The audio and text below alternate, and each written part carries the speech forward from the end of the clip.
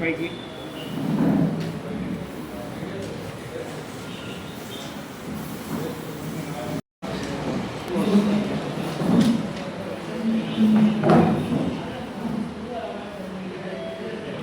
బాబన్నా okay okay sir ఒక విషయం ఉందా చేసిన కొడుకు న్యాయం జరిగేటట్టు చూడండి సార్. మేము పేదవారిని.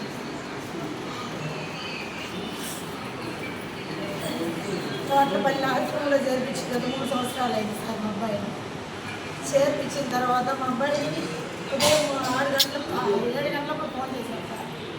పిల్లవాడికి ఈ విధంగా స్నానానికి వెళ్ళి కరెంట్ షాక్ పెట్టిందండి. మేము అక్కడికి వెళ్ళి చూసినాం సార్. వెళ్ళిన తర్వాత మా అమ్మాయిని ఏ విధంగా జరిగిందని మాకు ఎవరు స్పందించలేదు. స్పందించకపోయేసరికి ఈ విధంగా పిల్లలకి మీద గాయాలు ఉన్నాయని అడిగినాం సార్. తల మీద గాయము, బర్రె పక్కలకి గాయము, ఈర్జాలు వాసినాయి. అమ్మాయిని తల వెంట్రుకలు కాలినాయి సార్. గొంతు మీద కూడా గాయాలు. ఈ విధంగా గాయాలు ఎందుకు అయినాయి అని నేను స్వామీజీని అడిగాను సార్. అడిగితే కరెంట్ షాక్ వల్లే చనిపోయారని స్వామీజీ గారు అన్నారు. అన్న తర్వాత కరెంటు పట్టుకుంటే చేతులు కాలాలి స్వామి, కరెంటు ఇక్కడ గాయాలు ఎందుకు అయ్యాయంటే దానికి ఎటువంటి రెస్పాన్సిబుల్ ఏమీ లేదు సార్. 9 గంటల నైట్ 9 గంటల సమయంలో నా కొడుకు స్నానానికి యుగేంద్ర అనే అతను స్నానానికి పంపించారు సార్. అబ్బాయి పిల్లలు ఎవరు లేకుండా అబ్బాయిని ఒక్కడే స్నానానికి పంపించాల్సిన అవసరం లేదు అని అడిగినాను. అడిగితే దానికి ఏమాత్రం రెస్పాన్సిబుల్ ఏమి లేదు. 20 మంది పిల్లవాళ్ళు ఉండగా అబ్బాయి ఒక్కనే స్నానం ఎందుకు చేయమని చెప్పి పంపించాలి అని అడిగితే మాతాజీ రూమ్లోకి వెళ్ళి మాతాజీ లో వస్త్రం తీసుకొని ఈ అబ్బాయి వెళ్ళి ఒక 9-10 అడుగులు ఉండే 11 kV మీద ఆ వస్త్రం బ్రా వేసాడని చెప్పాడు సార్. బ్రా వేసాడని చెప్తే ఆ నైట్ 9 గంటలప్పుడు అదే టైంలో కరెక్ట్గా అలా ఎక్కడ వేసాడు సార్. లేదమ్మా అక్కడ వేసాడు, నేను రాండి చూపిస్తాను, సీసీ ఫుటేజ్లు అన్నాడు సార్. మేము అక్కడికి వెళ్ళాము. సీసీ ఫుటేజ్లు చెక్ చేస్తే కనీసం ఏం లేదు సార్. అబ్బాయి వెళ్ళడం అయితే నిజం. యుగేంద్ర అనే అతనే కావాల్సి మాతాజీ పంపించాడు. పంపించిన తర్వాత ఆమెను అబ్బాయి వచ్చాడు. అక్కడికి వెళ్ళిన తర్వాత సీసీ ఫుటేజ్లు ఒక్క సీసీ ఫుటేజ్ పనిచేసి మిగతా సీసీ ఫుటేజ్లు ఎందుకు పనిచేస్తారు? అక్కడ సీసీ ఫుటేజ్లను తీసేశారు సార్. తీసేసిన తర్వాత 9 గంటలకు వెళ్ళిన అబ్బాయి ఇంకా రెస్పాన్సిబుల్ లేదు, రిటర్న్ లేదు. నైట్ 9 గంటలప్పుడు అబ్బాయి కనిపించకపోతే మాకు తల్లిదండ్రులుగా పొద్దున 7 గంటలకు ఫోన్ చేస్తాం. ఏంది ఈ విధంగా జరిగిందని నేను అడిగాను సార్. పిల్లవాడు కొత్త చొక్కా చిరిగిపోతే నువ్వు బాధపడవా? అదేవిధంగా పిల్లవాడు చనిపోతే కూడా అదే పరిస్థితి. ఆ పిల్లోడికి అంతవరకు ఉంది, పోయిండు, కొత్త చొక్కాతో సమానం అని అన్నాడు సార్. 13 సంవత్సరాల అబ్బాయికి బ్రాతోటి ఏం అవసరం సార్? ఇలాంటి నిందలని మా అబ్బాయి మీద వేశాడు సార్. ఎప్పటికప్పుడు ఇలా అడిగితే పంతలు లేని సమాధానాలు అని చెప్పారు సార్. స్వామీజీ మా అబ్బాయి బ్రాతోటి ఏం పని అని నేను అడిగాను సార్. ఎవరో మా బుజ్జిబాబు అనే అతన్ని అడిగితే ఎవరో టూరిస్టులు బ్రా, అక్కడ వెళితే ఆ టూరిస్టులు బ్రా తీసుకెళ్ళి కరెంట్ తీగల మీద వేసి ఈ అబ్బాయే పట్టుకున్నాడు అతను చెప్తున్నాడు సార్. ఈ విధంగా పొంతలు లేని సమాధానాలు ఈ విధంగా చెప్పడం వల్ల మాకు అనుమానం వచ్చింది. అందుకని మేము ఎస్ఐ శివప్రసాద్ గారిని మేము సంప్రదించాం సార్. గత 2 నెలలుగా అతని చుట్టూ తిరుగుతూనే ఉన్నాం. పలాని వాళ్ళ మీద మాకు అనుమానం ఉంది, కేసు నమోదు చేయండి అని మేము అడుగుతూనే ఉన్నాము. అమ్మ ఈ విధంగా కాలితే పోయి స్వామీజీని అడగండి, నాకేం తెలుసు అన్నారు. మరి ఈ విధంగా కరెంటు తగిలితే చేతులు కాలాలి కదా సార్ అంటే కరెంటు వాళ్ళని అడగాలని అన్నారు సార్. మరి ఈ విధంగా ఈ రిపోర్ట్ ఇలా వచ్చిందంటే పోయి డాక్టర్ని అడగాలని చెప్తున్నారు సార్. డాక్టర్ని స్వామీజీని కరెంటు వాళ్ళని అడిగితే నేనున్న దాన్ని ఎందుకు సార్? కనీసం 2 నెలల నుంచి మేము కుక్కలు తిరుగుతున్నాం, 10 సార్లు తిరిగినా కానీ కేసు రాసుకుంటాను రాండమ్మానని మమ్మల్ని ఒంగోలు నుంచి రప్పించి కూడా కేసు నమోదు చేసుకోవట్లేదు సార్. ఏ విధంగా మాకు రెస్పాన్స్ ఇవ్వలేదు.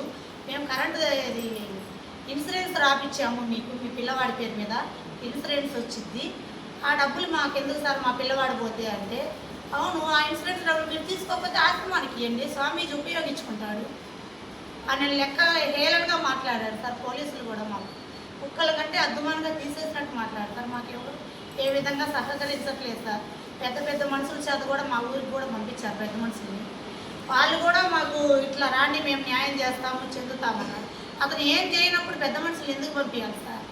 ఇక్కడ ఈ లోకల్లో కడప లోకల్ పొలిటీషియన్లు కూడా మమ్మల్ని సంప్రదించారు సార్. వాళ్ళ ద్వారా కూడా మీకు న్యాయం చేపిస్తాను రాండమ్మా అని వాళ్ళ దగ్గర కూడా వెళ్ళాడు. నువ్వేం తప్పు చేయనప్పుడు ఎందుకు వెళ్ళావు వాళ్ళ దగ్గరికి? ఏం అవసరం? ఇప్పుడు నువ్వేం తప్పు చేయనప్పుడు ఎందుకు వెళ్తున్నావు నువ్వు? పెద్ద మనుషుల దగ్గర నీకు అడగాలని రూల్ లేదు కదా. నువ్వేం తప్పు చేయి కదలకుండా ఉండు. ఇప్పుడు తప్పు చేసాము నీకు నష్టపరిహారం కట్టిస్తాము రాండమ్మా నేను లెక్కలు మాట్లాడకూడదు కదా సార్. నువ్వేం తప్పు చేయనప్పుడు ఏమవుతుంది అనే లెక్కలు అనేక విధంగా మమ్మల్ని బెదిరింపులు కూడా బెదిరించారు, టార్చర్ కూడా. కావాలంటే మా ఊరు పెద్ద మనుషుల చేత కూడా మీకు ఫోన్ చేయించి మాట్లాడారు. వస్తే ఇది పిల్లవాడు బాత్రూమ్కి సాటికి వెళ్ళి బ్రాలు వేసుకుంటున్నాడనే విధంగా చెప్తున్నాడు సార్. ఈ 3 సంవత్సరాలు లేని పిల్లవాడికి ఇప్పుడే చచ్చిపోయినాకనే ఈ విధంగా నిందలు ఎందుకు వేసుకున్నాడు? బతుకున్నప్పుడు వేయచ్చు కదా. ఈ 2 రోజుల్లోనే మా పిల్లవాడి మీద అంత మార్పులు వేయాలి. ఈ మాతాజీ గుండనే సార్ ఈ విధంగా జరిగింది ఈ కారణము. అదొకటి మాతాజీ అనే ఆవిడ ఇప్పుడు ఆశ్రమంలో జరిగింది. ఏరో ఊరికి తీసేసి వెళ్ళిపోవాల్సిన అవసరం ఏముంది సార్? ట్రస్ట్లోనే ఉంటారు. ఈ విషయం జరిగంగానే ఆమె ఏరో ఊరికి ఎందుకు వెళ్ళిపోవాల్సిన అవసరం వచ్చింది? మాతాజీ అనే ఆవిడ లేదు సార్. అందుకు కాబట్టి ఈ విధంగా నాకు అనుమానాలు ఉన్నాయి. దయచేసి ఆమె మీద వీరాజనంద స్వామీజీ, నందిని మాతాజీ, బుజ్జిబాబు అనే అతను, ఈగంధ్ర అనే వీళ్ళ మీద నాకు అనుమానాలు ఉన్నాయి. దయచేసి మీరందరూ నాకు సహకరించి పవన్ కళ్యాణ్ గారికి, నారా చంద్రబాబు నాయుడు గారికి, నారా లోకేష్ గారికి మాకందరికీ న్యాయం చేయాలని నేను మీకు పాదాభివందనం చేసి కోరుకుంటున్నాను సార్. నాకు నా బిడ్డకి ఏ అన్యాయం జరగకుండా అలాంటి బాధ ఏ తల్లి కూడా జీవితంలో భరించకూడదు సార్. నా అలాంటి కడుపుకోత నా బిడ్డ ఏ తప్పు చేసినా ఈ విధంగా చేశారు సార్. చంపే వాళ్ళు కరెంట్ వేశారు సార్. స్వామి అంత ఎత్తులో ఉన్న 11 kV, ఇప్పుడు 9 అడుగులు 10 అడుగులు ఉంది సార్. అంత ఎత్తులో ఉన్న 11 kV నైట్ అంత చిన్న పిల్లోడు కదా, 13 సంవత్సరాల పిల్లడు బ్రా ఎందుకు చేసుకుంటారు? ఒక్కరు మాట్లాడండి. బ్రా అనేది అవయవాలకు రుద్దుకున్నాడు. అవయవాలకు రుద్దుకొని 11 kV మీద వేసాడు అని నేను చెప్పారు సార్. ఇప్పుడు 13 సంవత్సరాలు పిల్లవాడు, ఈ 3 సంవత్సరాలు లేని బ్యాడ్ హ్యాబిట్స్ ఈ ఒక్కరోజు చనిపోయే ఉంగలోనే వస్తాయా సార్? దానికి రీజన్ అనేది అతను మాకు చెప్పాలి సార్. బతుకున్నప్పుడు ఇవన్నీ చెప్పాలి కదా సార్. చచ్చిపోయినాక మా పిల్లవాడి మీద నిందలు ఎందుకు వేయాలి? ట్రస్ట్ ఎక్కడ ఉంది, ఎక్కడ చదువుకుంటున్నారు అది అందరూ చెప్పండి. ట్రస్ట్ పేరు కూడా చెప్పండి. ఎక్కడ ట్రస్ట్ పేరు సార్ అచిలానంద ఆశ్రమము, చోట్లపల్లి గ్రామము, బ్రహ్మంగారి మఠం మండలం సార్. అబ్బాయి చదువుకునేది దీప్తి స్కూల్ సార్.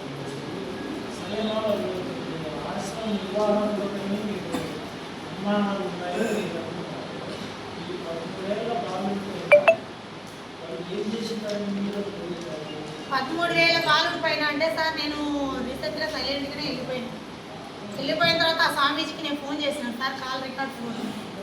సార్ ఏం జరిగిందో స్వామి మీకు తెలుసు కదా, మీరు చెప్పండి, మీరు అవుతారు అని నేను అడిగాను సార్. అడిగినప్పుడు ఆ స్వామీజీ కొంతలో లేని సమాధానాలు చెప్తున్నాడు సార్. మాతాజీ రూమ్లోకి వెళ్ళి బ్రవర్ లేని చూసి బ్రా తీసుకొని ఈ అబ్బాయే తీసుకుపోయి కర్జీల మీద వేసాడు, మీరు రాండి నేను చూపిస్తానని మమ్మల్ని పిలిచాడు సార్. అక్కడికి వెళ్ళి మేము చెక్ చేసాము. తీరా చెక్ చేసేసరికి అక్కడ ఏం లేదు సార్. అబ్బాయి వెళ్ళింది అయితే వాస్తవం. కొత్త చేతులతోనే వచ్చాడు సార్ అబ్బాయి ఖాళీగానే. పోలీసు వాళ్ళకు కూడా మేము చెప్పాము సార్, ఈ విధంగా ఈ వీడియోలు చూడండి, ఈ రికార్డులు వినండి, స్వామీజీ ఇలా జరిగింది ఇలా అని చెప్పాము. అయితే పోయి స్వామీజీని అడగండి, నాకెందుకు చెప్తున్నారు, నేనేం చేయమంటారు అని. బ్రా తీసుకోకుండా ఓన్లీ నడుము కండవ కట్టుకున్నాడు సార్. బట్టలు ఏం లేవు, నడుము కండవ కట్టుకున్నాడు. కండవ కట్టుకొని ఒట్టి చేతులతోనే వచ్చాడు సార్ రూమ్లో వచ్చి. అంటే సీసీ ఫుటేజ్ చెక్ చేస్తాం కదా సార్ మేము.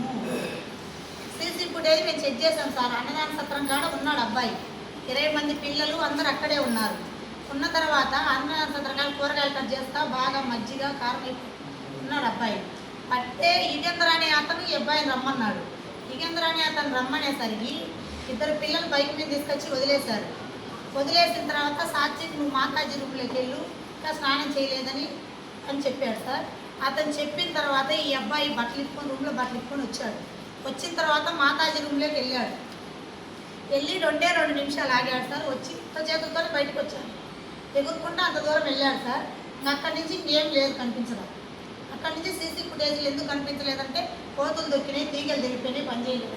అంటే సపరేట్ బాత్రూమ్ లేవా? మాతాజీ రూమ్లోకే ఉన్నాయి పోవాలా? సార్, బాత్రూమ్లు ఉన్నాయి. బాత్రూమ్ కాదు సార్, అది ఆ ఉండే రూమ్లోకి పోయింది. అంటే మా అనుమానం ఏం లేదు సార్. ఎవరైనా చెప్పలే సార్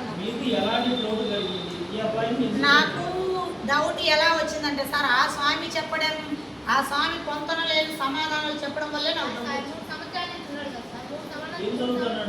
8th క్లాస్ సార్. ఆ స్వామీజీ చెప్పిన పొంతన లేని సమాధానం వల్లే నాకు డౌట్ వచ్చింది సార్. అక్కడ యుగేందర్ అనే యువకుడు నైట్ 20 మంది పిల్లలు ఈ అబ్బాయిని అక్కడనే ఎందుకు పిలవాలి, ఎందుకు అదొకటి. ఈ స్వామి ఏమంటున్నాడు, రూమ్లోకి వెళ్ళి బ్రా తీసుకొచ్చి తీగల మీద వేసాడని స్వామి చెప్తున్నాడు.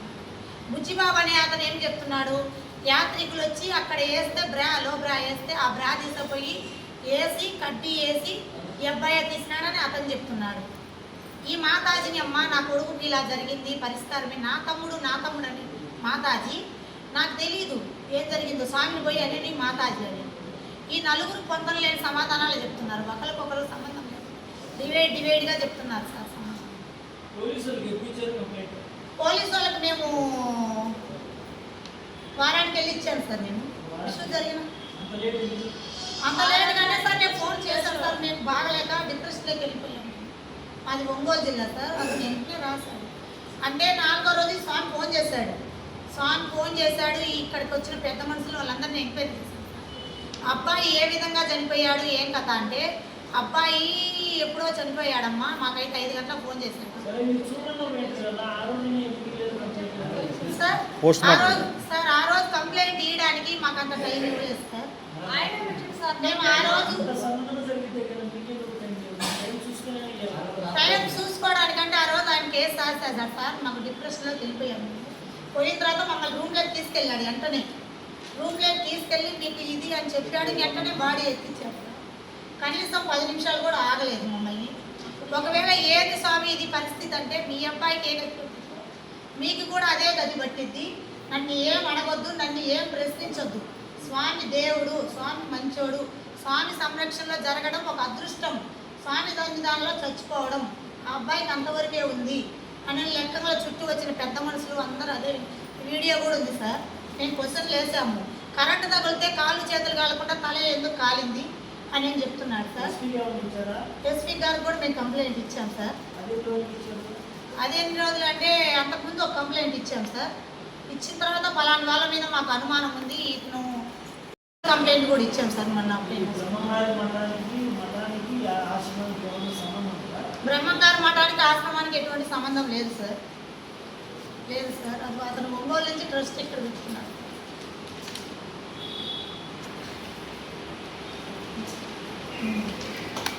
పోస్ట్ మార్టం ఏమైంది?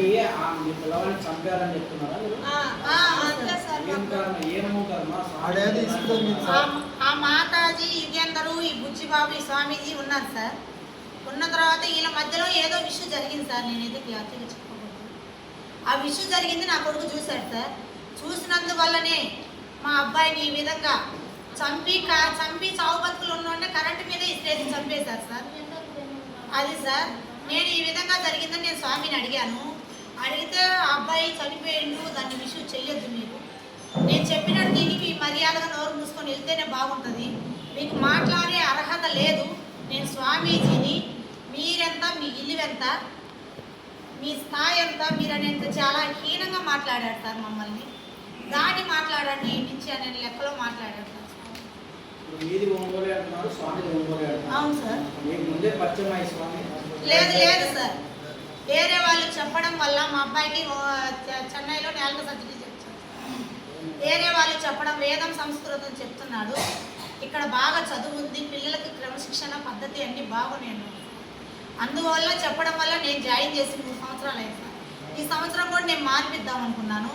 ఆదివారం రోజు ఉదయం మా అబ్బాయి ఫోన్ చేశాడు, ఆరాధన వచ్చింది, ఇట్లా ఇంకా వారానికి ఎగ్జామ్స్ అయిపోతాయి, రా నాన్న ఉగాది కంటే వారమే కదా నాన్న ఎగ్జామ్స్ ఉంది, ఎగ్జామ్స్ అయిపోయినాక నేను వస్తాను చెప్పాడు సార్ మా అబ్బాయి. ఈ విధంగా చంపించి మా అబ్బాయిని నమ్మించి ఈ విధంగా చంపారు సార్. అదే సార్ మాకు అనుమానం.